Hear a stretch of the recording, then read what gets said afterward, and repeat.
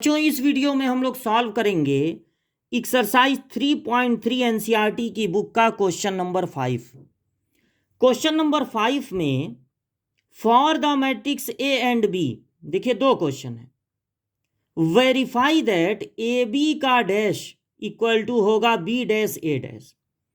आप किसी भी ईयर का पेपर उठा के देख लीजिए, आपको 2 नंबर का एक क्वेश्चन ऐसा 90% पेपर में मिलेगा, यानी ये बोर्ड एग्जाम के लिए बहुत इंपॉर्टेंट क्वेश्चन है।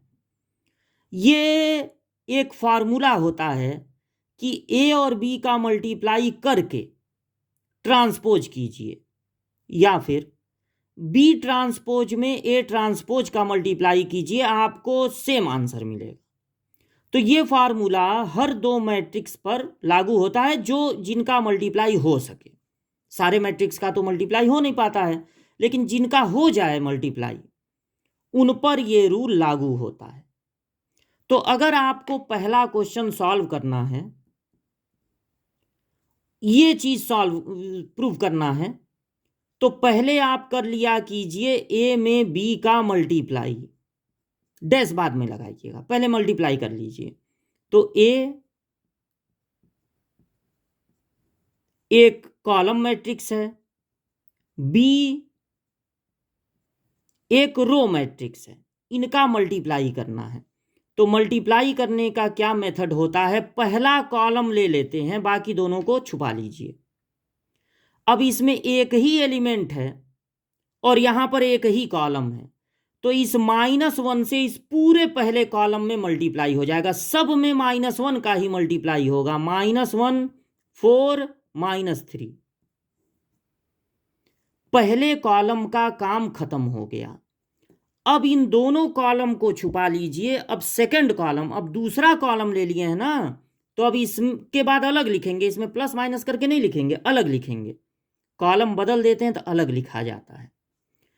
अब एक ही एलिमेंट है, एक ही कॉलम है, तो इसका मल्टीप्लाई इस कॉलम में हो जाएगा 2 - 8 6। अब तीसरा कॉलम लेंगे और अलग लिखेंगे, इसमें ऐड करके नहीं, अलग लिखेंगे, क्योंकि कॉलम चेंज कर दे रहे हैं ना, तो अलग लिखेंगे। 1 का मल्टीप्लाई इसमें हो जाएगा। ये आपका ए बी है। अब आपको ए बी का ट्रांसपोज, डैश किसको रिप्रेजेंट करता है, ट्रांसपोज को। तो अब आपको इस ए बी का, पहले ऐसे ही लिख ले रहे हैं, कर देना है ट्रांसपोज। तो ट्रांसपोज कैसे होता है, या तो आप रो को कॉलम बना दीजिए या कॉलम को रो।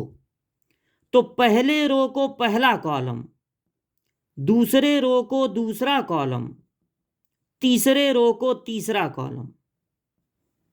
ये हो गया ए बी का डैश, मतलब ये हो गया लेफ्ट हैंड साइड।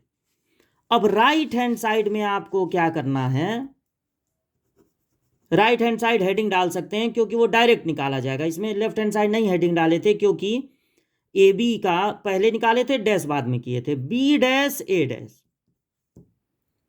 अब बी डैश कैसे होगा, इस रो को कॉलम बना देना है।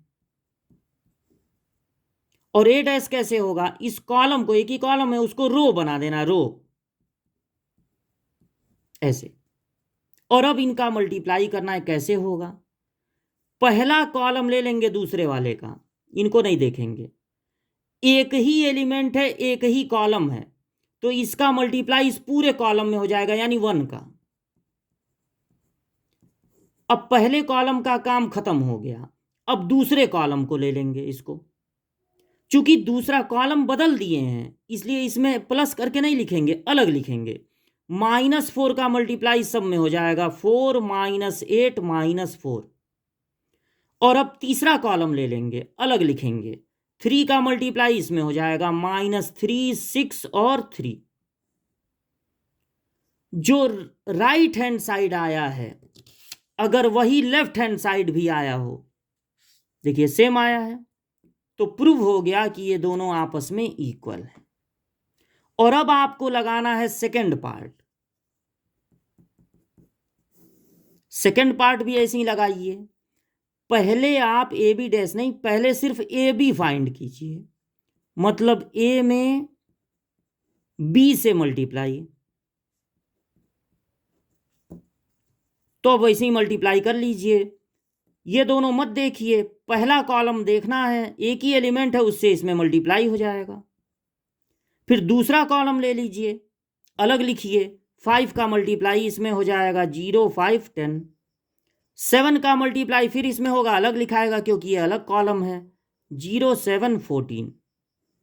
ये हो गया ए बी। अब आप कर दीजिए ए बी का डैश, मतलब कि ट्रांसपोज, पहले रो को पहला कॉलम, दूसरे रो को दूसरा कॉलम, तीसरे रो को तीसरा कॉलम, और यहीं पर छोड़ दीजिए। अब आपको बी डैश और ए डैश का मल्टीप्लाई करना है, यानी आपको निकालना है सेकंड वाले का राइट हैंड साइड। तो बी डैश कैसे लिखेंगे, रो को बना देंगे कॉलम, और इसका डैश कैसे लिखेंगे, ए का डैश, कॉलम को बना देंगे रो, या ये कहिए रो को कॉलम बनाए, पहला रो पहला कॉलम, दूसरा रो दूसरा कॉलम, तीसरा रो तीसरा कॉलम। और मल्टीप्लाई कैसे होगा, पहला कॉलम ले लेंगे, 0 का मल्टीप्लाई इसमें हो जाएगा, और तो कोई एलिमेंट है नहीं, और कोई दूसरा कॉलम भी नहीं है। अब दूसरा कॉलम ले लीजिए 1 का मल्टीप्लाई इसमें हो जाएगा, फिर अलग लिखिए, 2 का मल्टीप्लाई इसमें हो जाएगा 2 10 14। अब देखिए ये, और जो पहले आया था 0 0 0 1 5 7, इस तरह से आया 0 0 0 1 5 7, आपने देखा कि दोनों हो गए आपस में इक्वल। तो ये क्वेश्चन आप तैयार कर लीजिएगा, जरूर एग्जाम में आता है।